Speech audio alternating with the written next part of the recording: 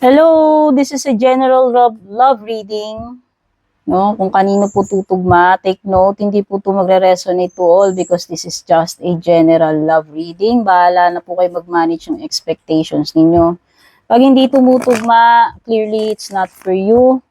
If you are new here, don't forget to subscribe, like, or follow.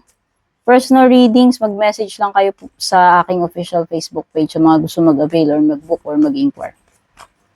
So, what is your overall energy pagdating sa iyong love life? The Lovers, Gemini energy. Wow! This is love. Pwedeng past, present, or future energies nga pala to guys. No? Love. Kung paparating pa lang, ayan, love. Or pwedeng iba, you are in a serious relationship. No? Married ka man hindi, ayan. So, there is an important matter concerning etong marriage mo or relationship, no? Tingnan natin. Specific si Gemini. Pwedeng Gemini ka o Gemini itong person na involved sa'yo.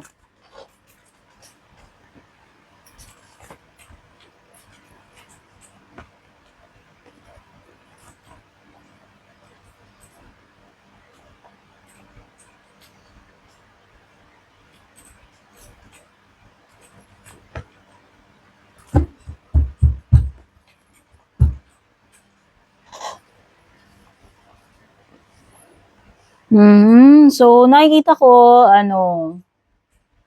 may Libra. Merong Libra energy, may Gemini energy.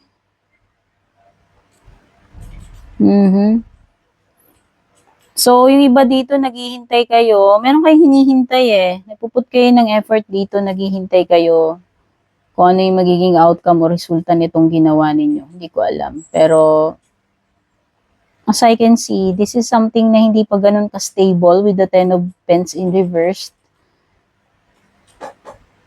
So, pwedeng yung iba, pwedeng this is marriage, kung hindi pa kayo kasal ng person mo, parang someone here is not ready to commit pa na magpakasal, magpamilya. Ayan. No? Pwedeng iba, nagsasama na kayo, o pwedeng iba, magjowa pa lang, pero parang, hindi pa siya ready na magkaanak, magpamilya, or kung mag-asawa na kayo, living in, magjowa, mag-asawa na, kung meron man kayong mga plans na mag-put up ng family or mag-start ng business, pwedeng hindi pa sapat yung pera. No, hindi pa kayo ganun ka-stable to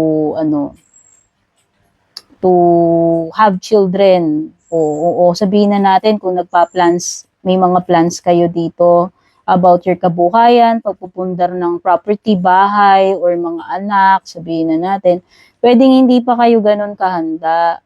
So, siguro, mga konting pagsisikap pa, kailangan pa ng pag-iipon. Pero yung another scenario here is hindi nga, pwedeng this person, itong karelasyon mo, jowa mo, pwedeng hindi pa siya ready to have a family.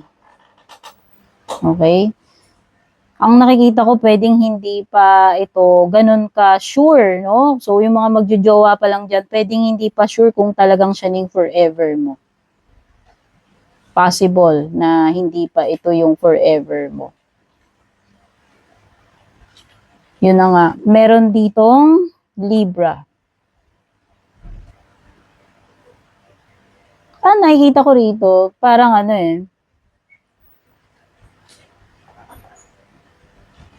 meron ditong isa na parang nag-give up na. Oo, pero nakikita ko, this is a serious relationship. Hindi ibig sabihin naman na niloko ka o niloko mo siya. Vice versa kasi to guys, no? General reading. Kunin nyo na lang anong nagre-resonate. Hindi ibig sabihin naman na hindi talaga minahal, hindi nagseryoso. It's just that parang merong energy dito ng hindi na niya kaya yung pressure, hindi niya na kayang magtiis pa, magpakasakit, parang energy ng almost giving up or giving up energy. Kung sino man yan sa inyong dalawa. So, a very important decision has to be made. You have the Lovers and Justice. These two cards represent choices. So, merong pwedeng yung iba dito, may major decision related sa relationship, sa marriage. Pwedeng yung iba dito guys, nako, pwedeng you are involved with someone who is already married. Kaya kung ikaw ay dalaga, ikaw ay binata, make sure na itong jowa mo is single, hindi pa kasal. Kasi pwedeng may mga legal entanglements dito, yan. No? So, hindi ko alam eh. Pero, yun na nga, pwedeng may mga court proceedings dito, decision, choices na importante, pagpili. Pwede rin itong divorce or hiwalayan with the justice card. Kasi nga parang may energy dito na parang hindi niya nakaya magtiis, magtiyaga, papagod na. Okay?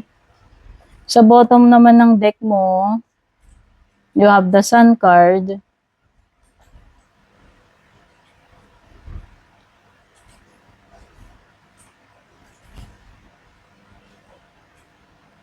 Nawalan na ng nawalan na ng gana or inspirasyon yung isa, pwedeng ganun. Pero nakikita ko naman na at some point, naging happy naman kayo netong person na to, may Sun card. Hindi lang talaga ito magpapatuloy sa pagpapamilya, sa pangmatagalan, kung yun yung sinasabi talaga dito, no. Pwedeng hindi pa talaga ito yung forever. Hindi pa siya, meron dito sa inyo na hindi pa handa. Hindi pa handa na na magpamilya, bumukod sa mga responsibility as mag-asawa or parent. Okay, sabi ko nga, pwedeng iba, hindi yun yung problema nyo, pwedeng financial issue. Kung wala naman kayong problema magjowa, mag-asawa, pwedeng financial yung problema. Hindi pa ganun kasapat yung pera na meron kayo or yung ipon ninyo, kaya nga siguro bubunuin nyo pa yan, tiyagain nyo pa. Pero nakikita ko dito, in the future, magiging masaya naman with the Sun card, no? Although, meron ditong mga parang kulang ng motivation, ng inspiration, I feel ko. Or pwedeng you will start na medyo mahirap sa simula, pero eventually, habang lumilipas in the future, mag-i-improve din yung situation, magiging happy rin. Pwedeng hindi lang maganda yung naging start, pwedeng naging challenging, pwedeng mahirap, or hindi ganun ka okay yung naging simula. Pero nakikita ko, in the future, mag-i-improve din, magiging masaya din, magiging okay din ang lahat. Okay? So I hope nagustuhan niyo tong reading na to. Don't forget to like, share, follow, subscribe. Take care and God bless.